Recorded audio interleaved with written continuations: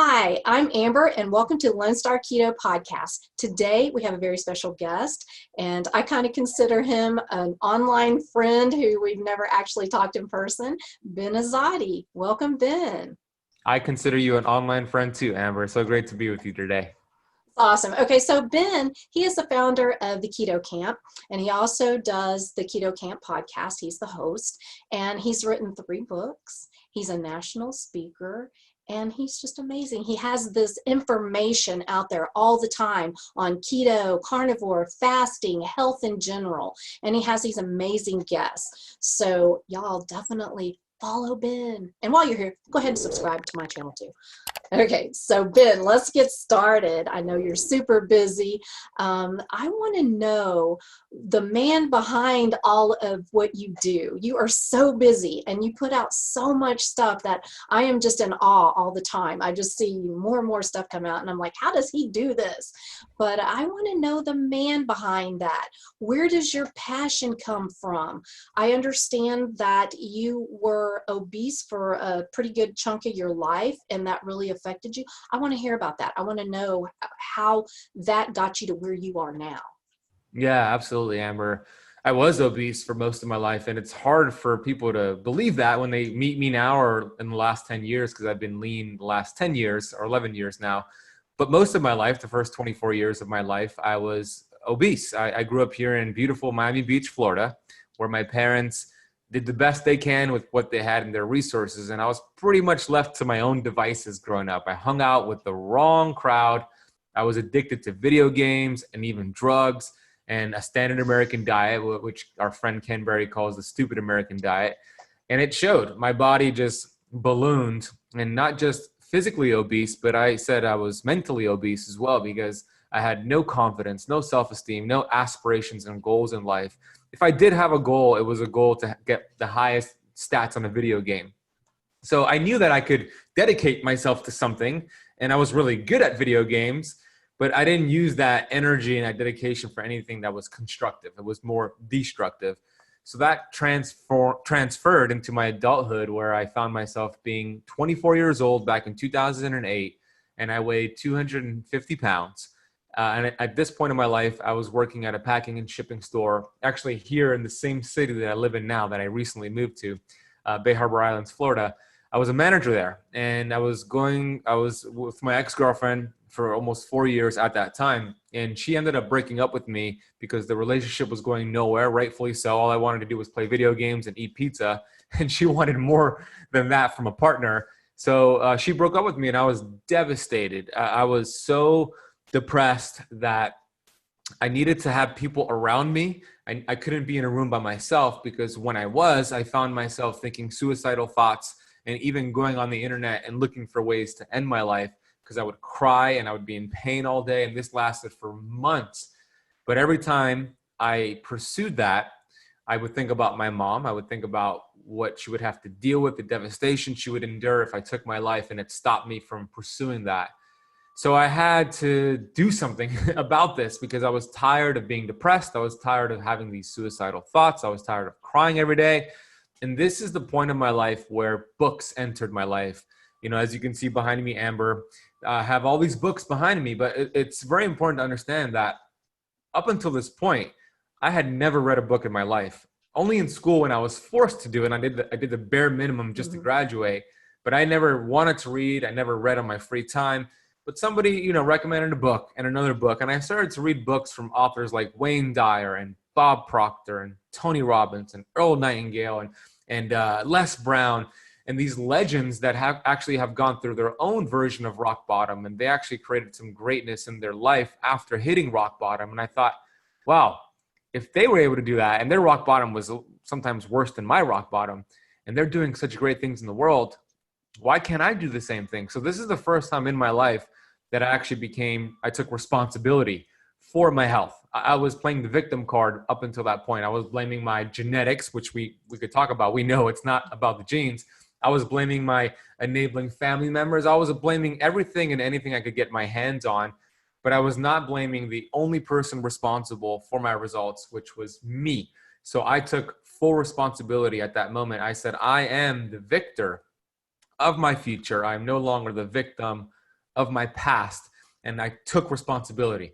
And I started to focus on my health for the first time in my life. I started to work out. I started to eat healthy. But it all started with responsibility. And fast forward 9 months from that moment, I went from 250 pounds all the way down to 170 pounds. I went from 34% body fat all the way down to 6% body fat, size 38 in my jeans to size 30. So I finally, Amber, carved out this physical six-pack, which I always dreamed of, being a kid that was bullied and picked on.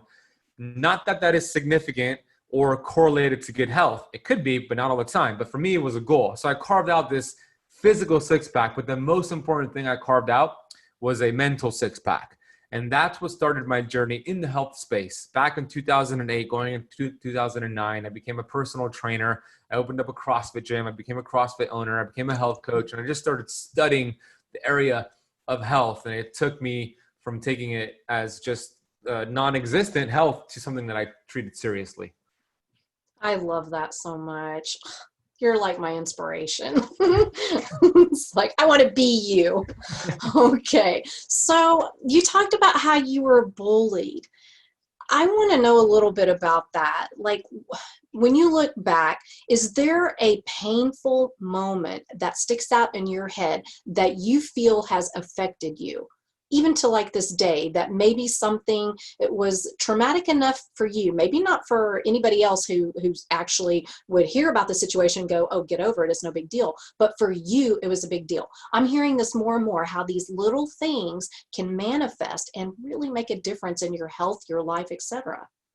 Yeah, great question. You know, the first 7 years of our life is where we get programmed all this information, good or bad, whatever it is really now our behavior. It's our what's called a paradigm, where you don't even have to think about it, just like driving your car or putting on your pants. It's like second nature. Well, we have these behaviors, and it's estimated at least 90% of our daily behaviors are from our first 7 years of life. So if we had crazy experiences, bad experience, being bullied and picked on, then that will show up in low confidence, low self-esteem, trying to be liked, trying to be something you're not yourself. So for me, I mean, there's so many situations where so many stories I could share with you. For example, not being invited to parties, or just being called that fat kid, and being bullied on the school buses going to school, never having a girlfriend, right? In middle school, high school, until later on, just being that kid who had no confidence, very low confidence. And that showed up even after my transformation. It took me probably about 2 years after I lost all that weight to actually feel like I'm actually a lean person now. 2 years. I found myself 6 months after, a year later, still feeling like I was that fat guy, still being afraid to take off my shirt, even though I had six-pack abs. And it actually took me 2 years to actually feel like this is my body now. And another thing that showed up for me over the years was I kept saying things. I kept responding to questions. And I would respond, and I've done a lot of work on this. I would give an answer, and I would base my answer on how I would sound and look, meaning I would exaggerate my answer so I could sound cool and look cool. And I was not really expressing my true self, just because I had such low self-confidence and low self-esteem that I would exaggerate things, which is essentially lying, just so I could look cool in that person's eyes, or sound cool in their ears. And I've done a lot of work to stop myself when I realize I'm doing that, right? To stop myself when I'm going to say something just to sound cool and look cool. And then what's the purpose of that? It's not serving anybody. It's a blatant lie. So it continues to show up for me, but it's having that awareness to stop it, right, and then choose something that's more authentic to who I am. Wow. Yeah. That's very interesting. For me, it's more like every so often these little thoughts come back in my head that I'm that, not perfect person. Not that I think I'm perfect now, but that, person that was picked on, bullied, if you will, and felt and made to feel yucky. And it'll still sometimes come up even now. I'm 54, okay? You would think, get over it, right? But those little things do stick with you. So it's something you have to be aware of, like you said. And I love how you're, are looking at that and trying to, make yourself be that change. I love that. Okay, so let's talk about your little go with being vegan. Because if I understand it, you were vegan for what, a year and a half? That's right. I don't hear much about that. So I kind of want to hear your experience, why you did that, why you thought it was a good thing, and what were the results of that, and why did you stop? Yeah, so that was back in 2012, 2013, where the initial spark was reading the book, The China Study, which a lot of vegans reference. I think they don't even want to be called vegans anymore. I think there's a new name for it. Somebody had shared it with me, but I forgot what it Oh, was. geez. I think it was plant-based or plant power. Anyways, I read the China Study, which is not really a study, and the studies that are in there are not really, they're more of a hypothesis, and they're not really good. They're correlations, not causations. Anyways, I didn't know how to read studies back then, and I really was duped by the book. And then I got into other books. Rich Roll, I read his book back then. I think there was a gentleman named Brendan Fraser who also had a book about a vegan athlete, an endurance athlete, and it inspired me to actually give it a shot. And I remember I gave it a shot, and I actually felt better on the vegan diet. I felt a lot better the first few months, and I put myself in a box believing that this is the end-all diet for the world. I'm saving the world and I'm improving my health at the same time. It's a win-win. And those who eat meat are, they're evil. And I would preach to my friends, what are you doing? Stop drinking milk, stop eating meat. Although we probably should stop drinking milk either way. But so yeah, I did that. And then I realized around the 4th-5th month that I was not feeling well. My workouts started to suffer. My energy started to suffer. I started to get acne and gut issues. But being that I put myself in a box, I didn't even explore the option that this is not working for me.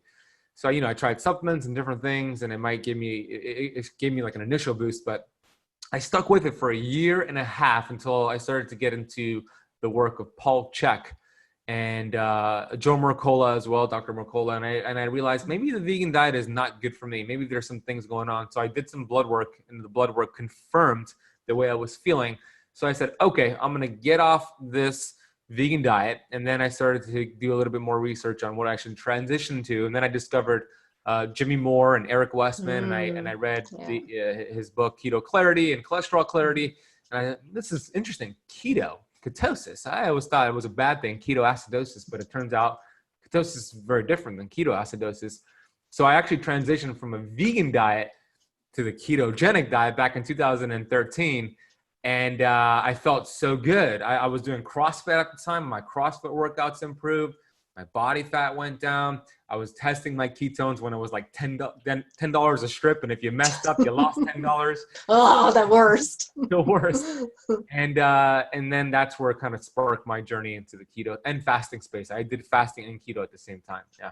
Awesome. Yeah. I never did the whole vegan thing. I was pretty close to being a vegetarian, but I still liked my chicken, my fish, because, red meat was bad, just bad. So you don't eat that, evil, right? Evil red meat. Evil. Oh, terrible. Saturated fat, Yeah. Okay. So I want to know a little bit about your carnivore experience.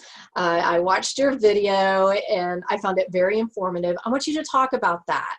And then there's one specific part of what you noticed improved that I want to expand on. And we kind of discussed this earlier. So kind of go through why you wanted to do carnivore, how you approached it. And I want to know about the blood test. Mm-hmm.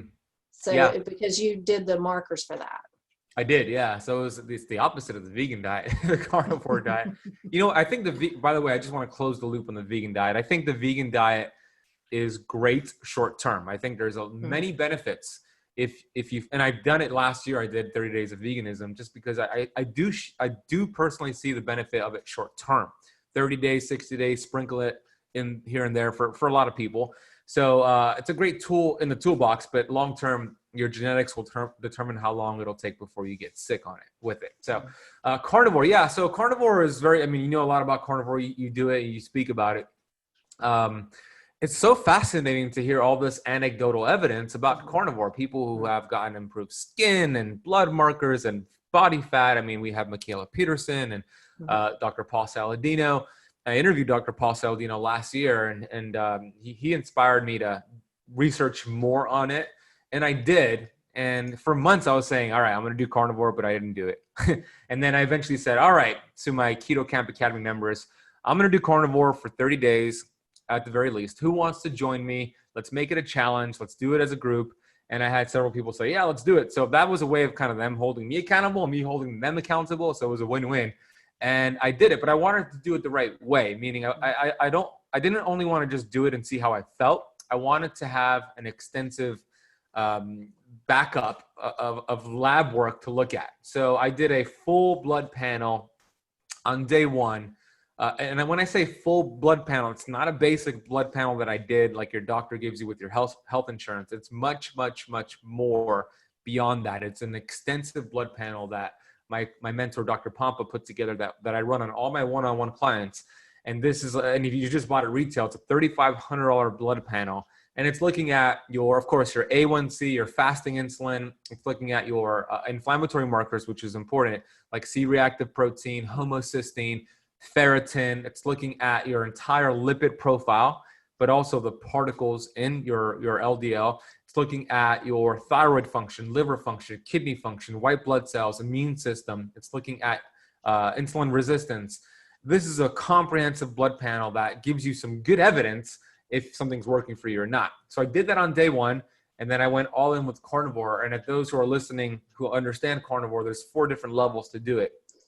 I did a level 3.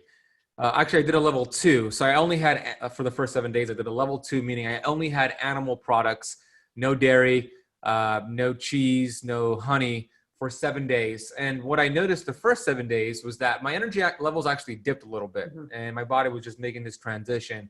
And my workouts started to really suck. I was bonking and I didn't have that burst. So on day 7, I decided to add some eggs and some dairy, which is now a carnivore level 3, and then some honey around my workouts, which I guess is a level 4 if you want to call it that. So I did have that honey around my workouts, and that made all the difference for me. So I did that for the rest of the period. And then on day 30 is when I originally planned to stop.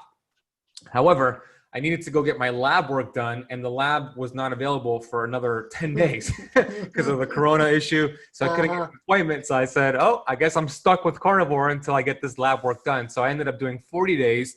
On day 40, I did the lab work, same lab work that I did on day 1. And then I stopped carnivore. The way I transitioned off of carnivore, by the way, was the way that I recommend if you do get a carnivore, because you're in a unique position doing carnivore. It's the ultimate elimination diet. You're in a unique position to determine which foods agree with you, which foods do not agree with you. So I wanted to know that. So I incorporated one non-carnivore food 4 days at a time. So on day 40, I added sweet potatoes, see how I felt. Did I get a flare up with my autoimmune, which we'll talk about? Did I feel good? Did I feel bad? I felt fine. Did it for 4 days because, by the way, 4 days is how long it takes for food sensitivity to show up with a symptom. Meaning you could get a headache today or acne today or brain fog today from a food you ate from 4 days ago. So I did one food 4 days at a time. So I did sweet potatoes and then berries and then cauliflower. And then eventually I kind of figured out cauliflower didn't really work for me. Berries did and different foods did. A really interesting thing that happened during my carnivore experience was what happened with my autoimmune, which we were talking about off air, Amber. I have Raynaud's autoimmune. You had Raynaud's autoimmune, Amber. Raynaud's, if you're not familiar with what that is, it means your body is not able to actually get blood flow to your extremities. So your fingers, your toes are really cold. And when you grab a cold beverage or you're in cold weather, the blood flow, it's so bad that your fingers start to turn white, and then eventually they start to turn brown, purple, and you need to kind of get some circulation. You need to go grab a hot cup of water or wash your hands under hot water to help with that. I almost lost my fingers, by the way, 4 years ago, maybe 3 years ago, hiking in Washington State in Snow Lake Mountain after I hung out with Mike Mutzel. And then we went to go, not Mike and I, but my friends, we went to go hike Snow Lake Mountain. We polar plunged into this cold body of water.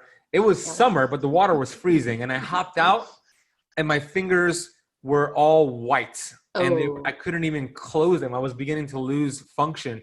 And I'm like, I need to find somebody with a lighter. So thank God some hikers were walking by. They had a lighter, and I literally put the lighter underneath my hands for like 10 minutes and I got blood flow back up, but I almost lost my fingers.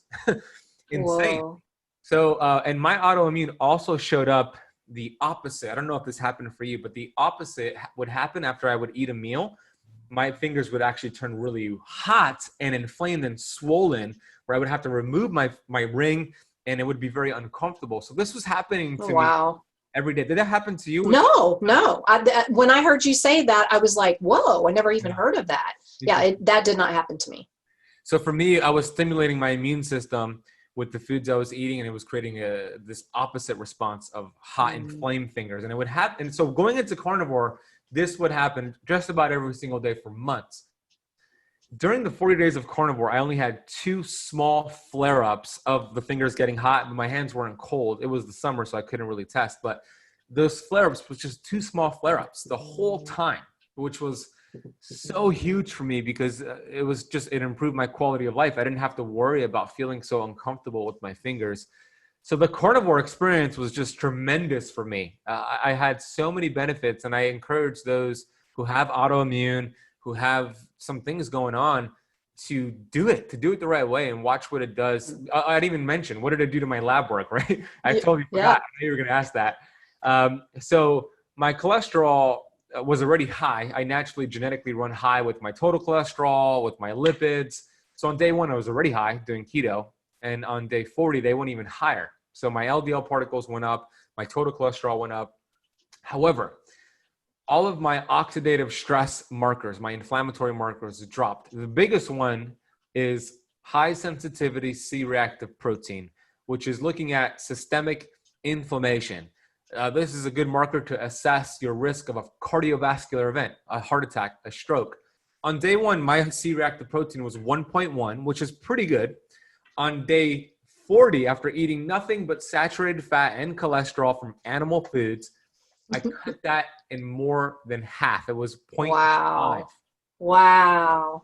Oh, wow. 40 days. 40 days, right? And then you look at my homocysteine, that dropped. My A1C dropped a point. So all these inflammatory markers dropped. And that's what's important to understand for your listeners, that the oxidative principles rule. If I had these high particles of cholesterol and my inflammatory markers increased, that's a bad sign, because then the inflammation is going to drive these particles into my arteries. However, my inflammation dropped, which was an improvement. My liver function looked better. So it flies in the face of conventional wisdom, right? Doesn't it? So I hope that inspires your listeners. Oh, absolutely. Okay. So why did you not continue carnivore? That I was very curious about that, because I have yet to hear the reason. Yeah, I've several people have been asking me that, right? Well, I mean, I have a different view on nutrition than a lot of my colleagues out there, and I respect all their views. But I know that there's not one ancient culture in the history of this world that ever stuck with the same diet long term, right? So I believe it's important to change your diet, to vary it around the way that our ancestors did it. We were mimicking our ancestors. So the reason I didn't stick and stay with carnivore is because I believe that if I would have stuck with it long term, I would have started to see the same things I saw with my vegan diet. My genetics would have determined how long it would have taken for me for this not to work for me. So with that being said, I think I could have done it longer, maybe 4 months, 6 months, and gotten benefit, and maybe even a year or even longer. However, now it's a tool in my toolbox. So what I do with it, I'm going back to it. I just did 7 days. This past 7 days, I just did carnivore. I just did 7 days, actually 6 days on the 7th day I broke it, of carnivore. I'm going to go back to it every single month. So it's a tool in my toolbox. That's, by the way, the same way I teach keto. I teach keto flexing. So you use keto as a tool, but we don't stay in ketosis long term. So that's just my view on it. I've seen a lot of people benefit when they vary it up. But some of those who have severe autoimmune need to stay on carnivore longer. That's for sure. Yeah. And there are some people who just can't go back to eating certain things because now they know it affects them. You know, for instance, for me, it was fiber. So for the Raynaud'S that I had, I'm not aware of autoimmune issues besides, that's related to that. But the fiber. So at this point, I'm like, okay, let's say I can't do carnivore anymore, that my body doesn't want to do that anymore. It needs something else. What the heck am I supposed to do? What other good, because I'm not going to eat crap carbs, but what good carbs could I eat that are not going to, cause me to go back to having all those digestive issues that I had? And it's like that I've suffered with since I was 3. So it's like, oh crap, where do I go from here if I needed to, evolve and switch up? What do I do? Mm-hmm. Honey, I don't know, but yeah, that would not be good. Insulin resistant, no, that would not be good for me. No, honey makes me go, cool. Oh, does it really? Oh, yeah. Not good for me. Not good for me. And bananas, not good for me either. For Definitely. a lot of people, by the way, who think bananas are good. I don't think so. Yeah. So what does somebody like me do? Let's say, that I needed to cycle or whatever. What now? Yeah. So what I would recommend is going upstream and figuring out, all right, you got the nutrition part down pat, you're doing carnivore, definitely giving your body healing, but what are some other hidden stressors that have contributed to your autoimmune, that have contributed to you not being able to digest fiber and carbohydrates? So there's 3 different areas, right? So when we look at health, it's a 3-legged stool. Is this going to be video too, or just audio, the interview? Oh, both. Both. Okay. So for those who are watching, and I'll explain this in a way that if you're not watching, you can still understand. When we look at health, it's a 3-legged stool, right? So this is my pretty stool that I just drew for Amber. We know the principles of a 3-legged stool. We need all 3 legs in order for the stool to be sturdy and strong. So think of your health as the stool. So one leg of the stool is DNA. So I'm writing DNA in one leg of the stool here. Another leg is stress. And when I say stress, that's the middle leg. There's 3 different areas of stress. There's mental emotional, which is our thoughts, our 60 to 70,000 thoughts that we think every day. There's chemical, so toxicity. And then there's physical. So physical would be giving birth. Physical would be an accident, like an injury or an abusive relationship. But all of these contribute to your stress leg. And then we have the 3rd leg, which is the gut microbiome. Well, it's clear that when you're doing carnivore and you're eating clean fats and animal products, you're taking care of the gut microbiome for sure. So we need to explore the middle leg here. We need to explore mental emotional. We need to explore toxicity. We need to explore physical stuff. So I would recommend you look into this area and start looking upstream. For most people, it's a toxicity thing. I mean, toxins are everywhere, from silver fillings in the mouth, from lead-based paint to glyphosate, to car fumes, to cleaning products, but all of this accumulates and bioaccumulates, and these toxins get stored deep inside of our tissues, and it stays there for life until we pull them out the right way. For example, if you ever had silver fillings, I did. 50% of each filling is mercury. Do you currently have filling? I do, Yeah. and my dentist wants to remove it, but I had so much dental work due to my bulimia and horrible diet prior to keto that it took a year to fix all my teeth and everything. You're like, and I don't want to do this one thing, and my dentist is like, it's okay, but I'd really kind of like to take that out and just go ahead and put a different filling in. I'm like, yeah. So yeah, I wanted to ask that too. So keep going. Yeah, and I know you've seen me post about that, and Yeah. that's huge right there, because 50% of each filling, and I had 8 of them. Okay, I had 8 fillings in my mouth for 20 plus years. 50% of each filling contains mercury. Mercury goes from that tooth in the filling, and it crosses the blood-brain barrier, and it gets stored in the hypothalamus pituitary part of your brain. And that's significant because it's locked in there for life until you strategically pull it out.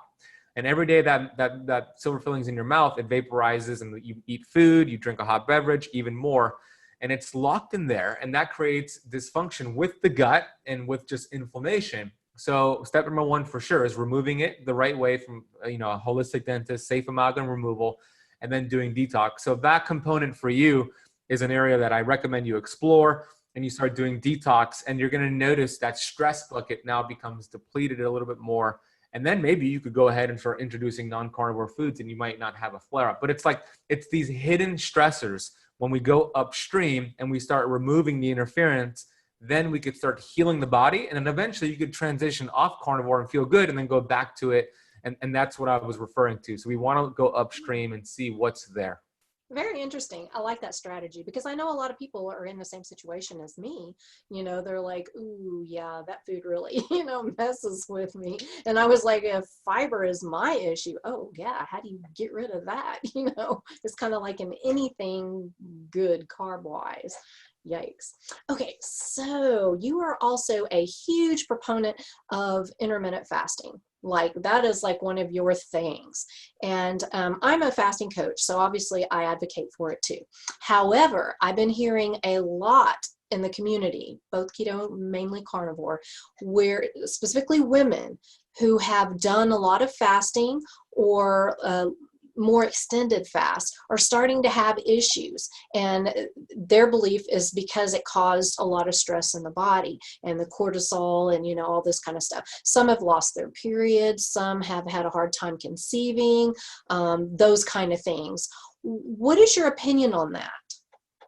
Yeah. Fasting is my favorite thing to talk about in regards to health. So I'm with you. I love it even more than keto. I love fasting. I think it's the most powerful tool in the shed.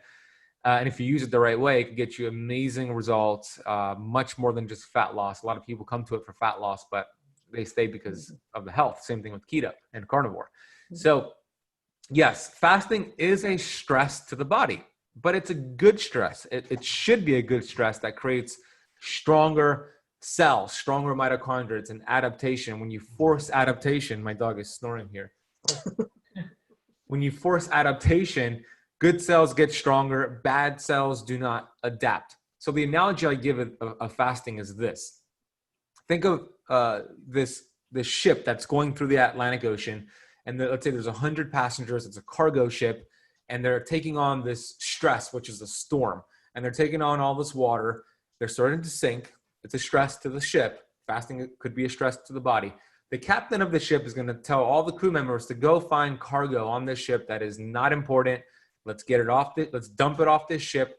Let's get through this storm. Your body does the same thing with autophagy, right? It gets rid of this unimportant cargo, these damaged cells, these senescent zombie cells, gets rid of it, gets through the storm, and now you're stronger as a result. The crew members have more chemistry as a result, and you're better equipped to deal with future stressors.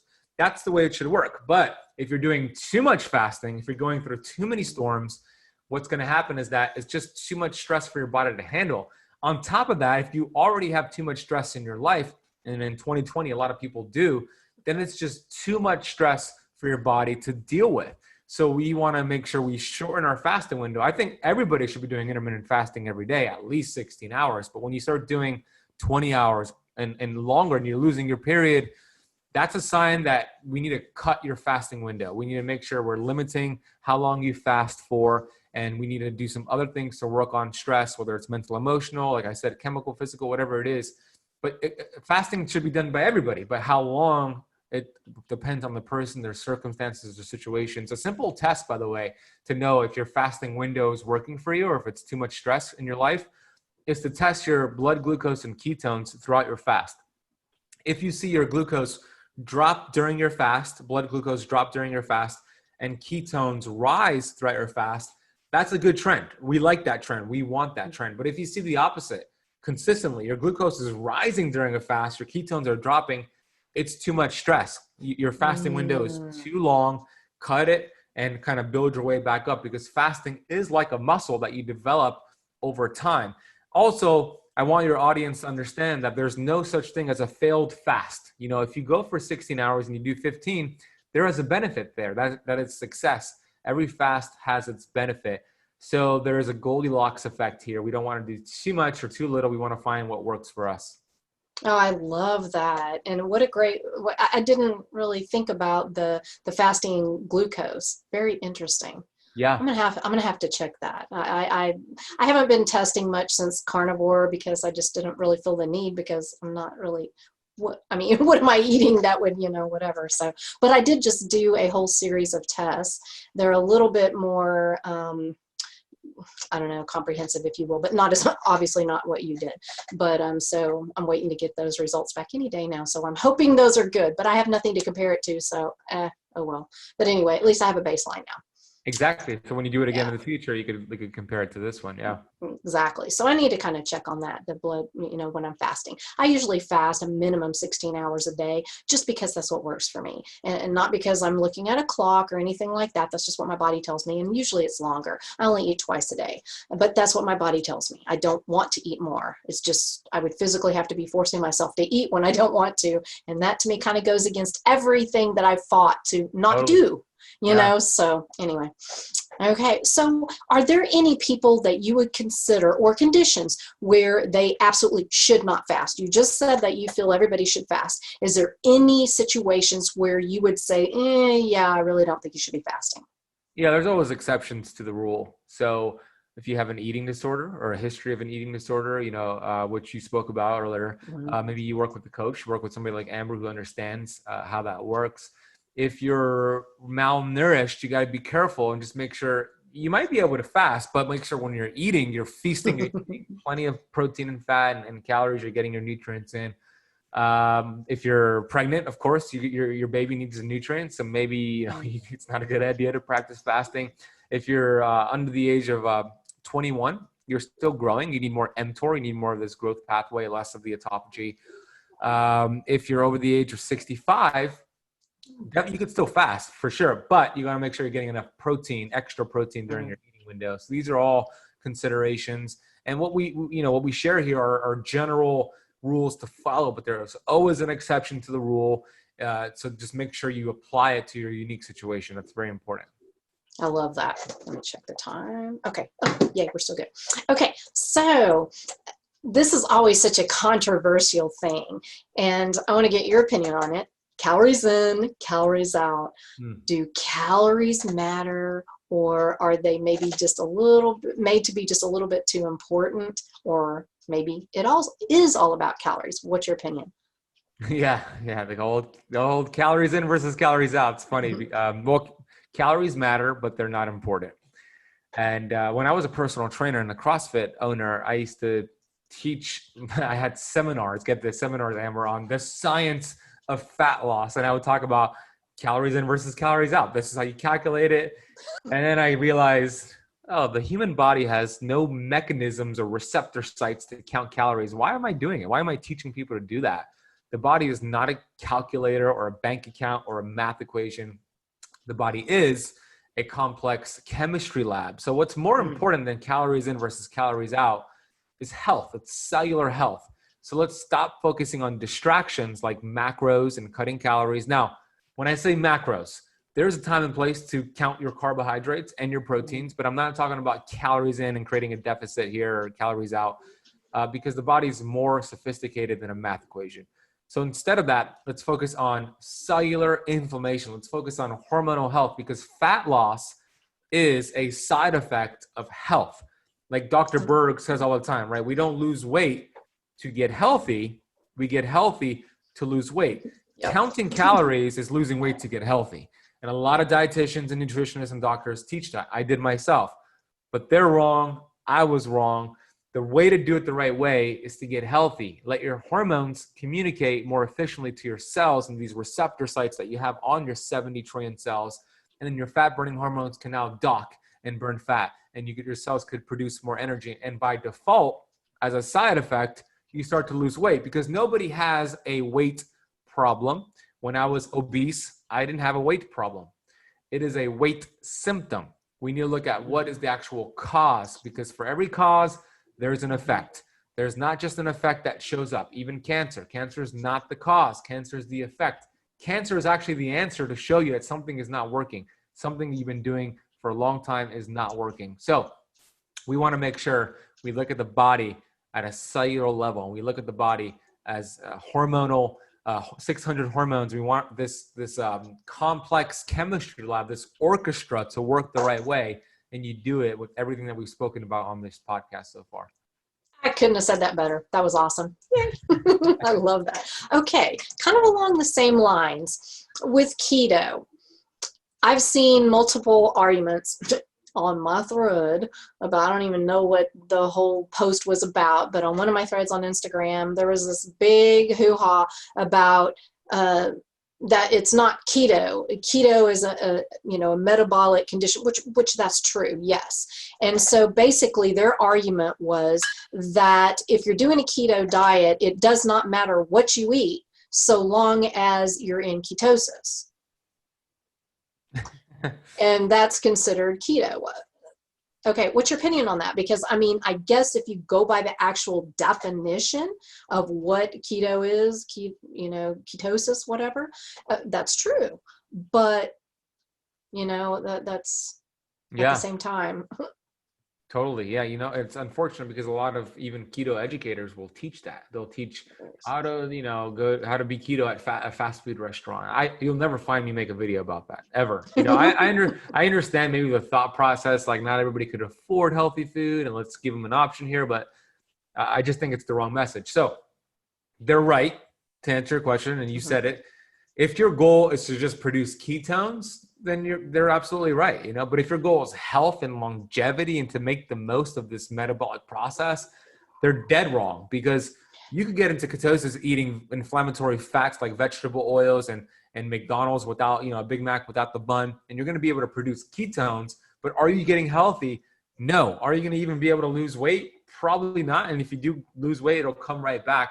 You might show ketones on your blood strip, but you're not going to get healthier. You're shortening your life. So it depends on what your goal is. If your goal is to use keto as a tool to not just burn fat, but to reduce inflammation and to live a long, healthy life, to have good energy levels, then we don't do that. We eat clean keto foods. We eat these building blocks that give our cells the nutrients that it needs to thrive. So it really depends on the person's goal. So I would say to those who are arguing that, yeah, you know, it's anything that gets you into ketosis is fine. They're right if their goal is just to get into ketosis and not health and longevity. Exactly. And you know how even on my website, I have it under the keto section of foods that are, if you want to say, keto friendly and foods that are not. And his argument was there is absolutely no list. You know, you can have a candy bar if you can, you know, keep it under a certain amount of whatever your body needs in order to go into ketosis. And I'm like, so do you think there really is a food list for keto, or is that completely, you know, dumb and not necessary for keto? Well, the best way to get into ketosis is just not eat anything and let your body burn its own body fat. True. There should be a food list for keto for sure, because we want to make sure we're eating the right keto foods, these clean keto fats, because it's not all fats are created equal. Fats could kill you or fats could heal you depending on which fats you consume. So yeah, there should be a list. You know, I'll give your audience just a rundown of some general healthy fats: the avocados, avocado oil, olive oil, grass-fed beef, wild-caught fish, even nuts and seeds if you can tolerate them, green leafy vegetables if you can tolerate them, right? You just got to be aware of the oxalates. And then the worst ones out there that are all keto-friendly are the vegetable oils, right? It's these canola, soybean, cottonseed, sunflower, peanut oil, safflower oil, grapeseed oil. These are all inflammatory fats that are all keto-friendly, but they're worse than cigarettes. They're worse than sugar, because guess what? Your body cannot even burn those vegetable oils. Your body can burn sugar, like when you're consuming sugar, but not these inflammatory fats. They're actually worse than sugar. So there should be a list. People should see a list and a template, but also understand that your body could also, you could get into ketosis by burning your own body fat. You could get your keto calories from the plate of food in front of you, which could be a healthy plate of keto food that could get you into ketosis, or you could get it from your butt, your hips, and your thighs. It's really your choice. Yeah, that's what I have for breakfast. Yeah, exactly. Me too. I haven't eaten yet. Okay, let me see. I know there's something else. Oh, like when I was first starting keto, that was 2017. So, I mean, it had been around a little bit, but it was still, you know, kind of new and not out there in the public as much. And it was this huge thing. The whole thing about being keto is super high fat, you know, like what is 75% or whatever. And then your protein, ooh, be careful. Don't you eat too much protein because gluconeogenesis and, you know, is kick you out of ketosis and all that. What is your attitude about protein on a ketogenic diet? Yeah, it's different than what it was maybe a year and a half ago. It's funny because I posted this extensive video all about protein inside of my Keto Camp Academy where I talk about this.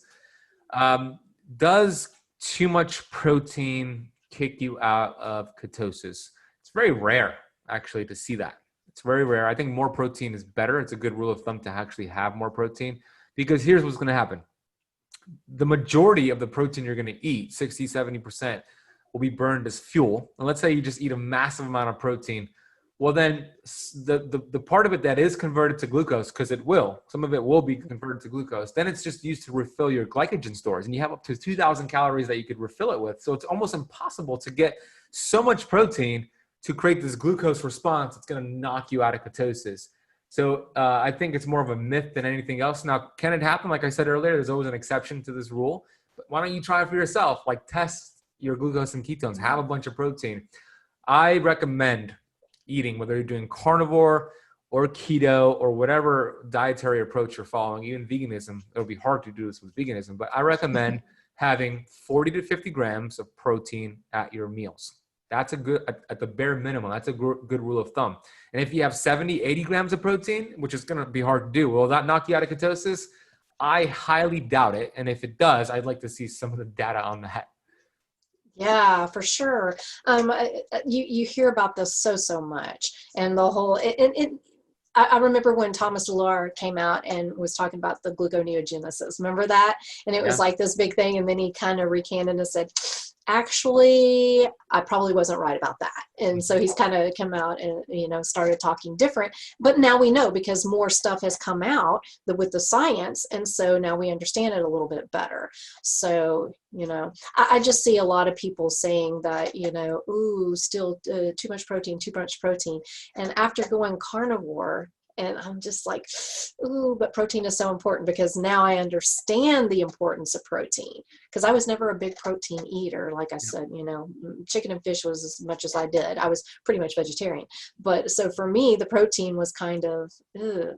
So that, you're right. And there's also a balance here too, because if you're having protein all day long, then it's too much mTOR and it's too much growth, right? You don't get enough autophagy. So we want to make sure we're getting enough protein, but we're getting that protein in a small window, so we can get that spurt of mTOR, which is a growth pathway in the body, which stands for mechanistic target of rapamycin.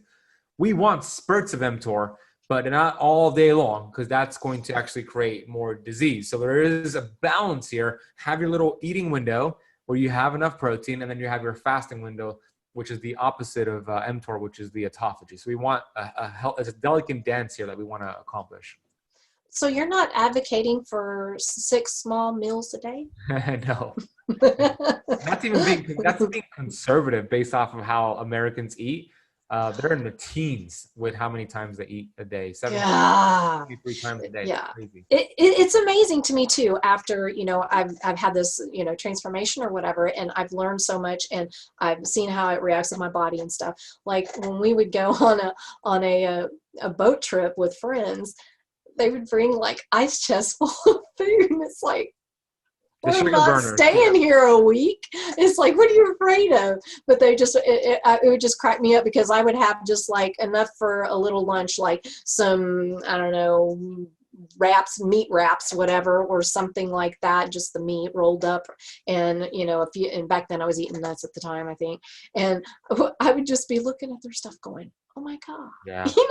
Are you afraid Gilligan's Island, we're going to be stranded for a while? I'm not sure. God forbid you go more than 3 hours without food, right? Yeah. Exactly. That cracks me up now. I just have to laugh but that's most of our, population. I was like that. You were like that too. Oh, yes, I was. Absolutely. You bet. I mean, I woke up thinking about food. I went to bed thinking about food. Oh, I couldn't get too far away from food. And if you're traveling, oh my gosh, there's going to be this strip of area where there's no places to stop. I mean, it was terrible. Oh my goodness. Not fun being a sugar burner.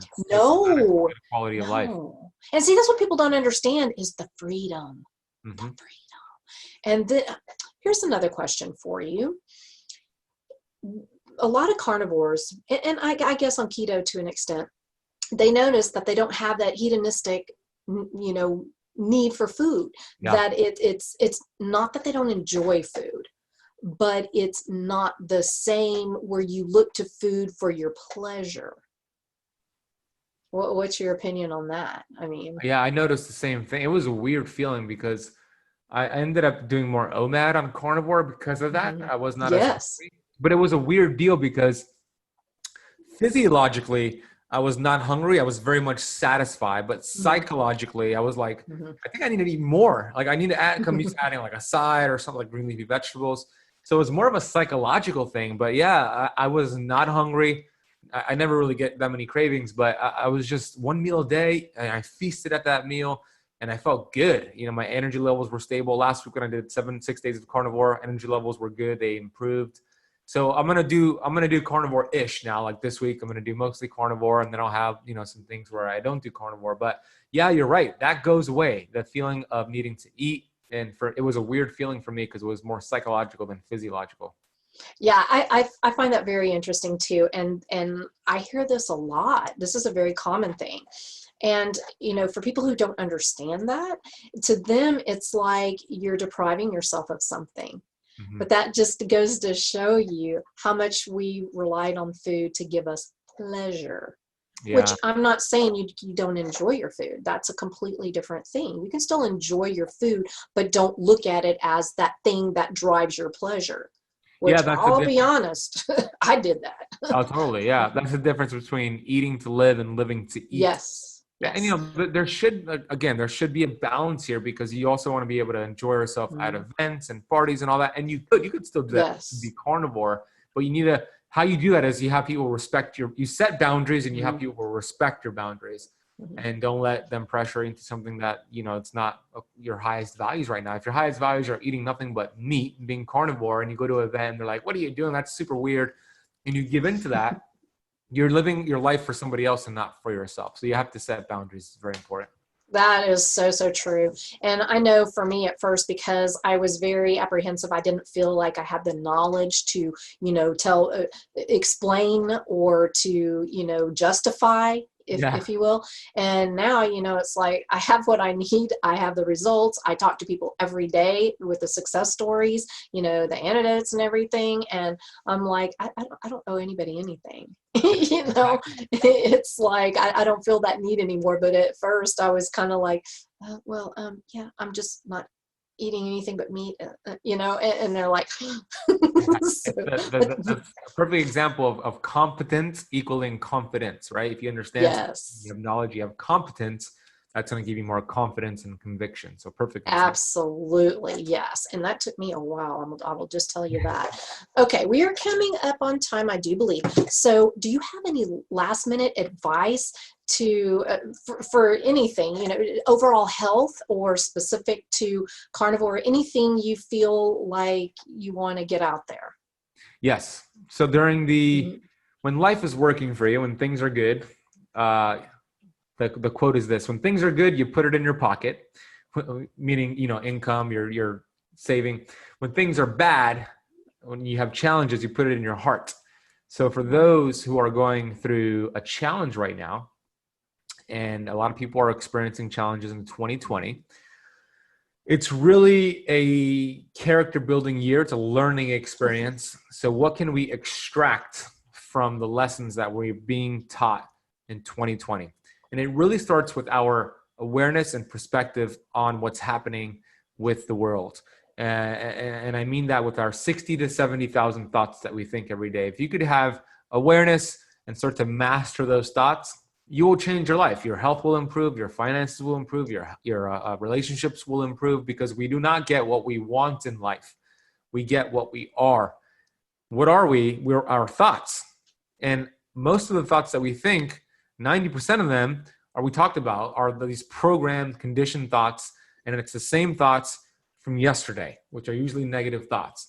So let's get really aware, and it's very sneaky. So it's when we're brushing our teeth, washing dishes, walking our dog, you know, it's these subconscious thoughts that are going on all day long that lead to what we are getting in our life. So for me, I'm walking my dog, Amber, and I'm saying, I love myself. I love myself.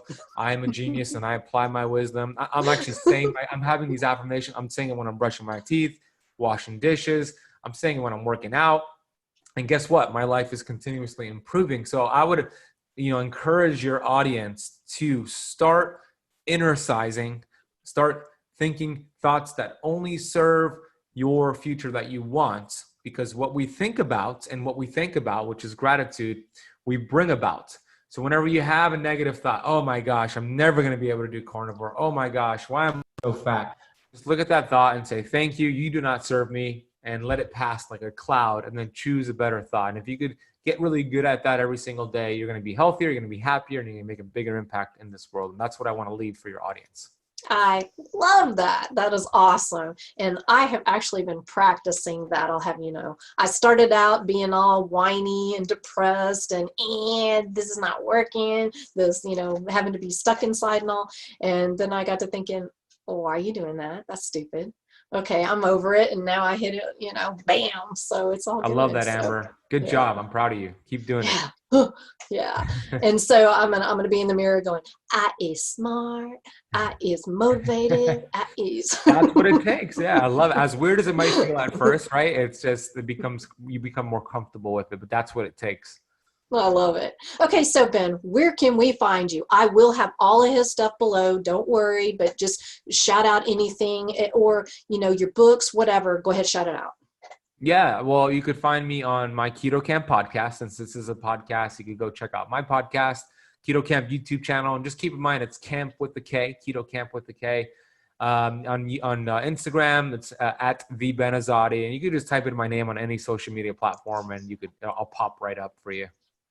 He does, trust me, he's everywhere.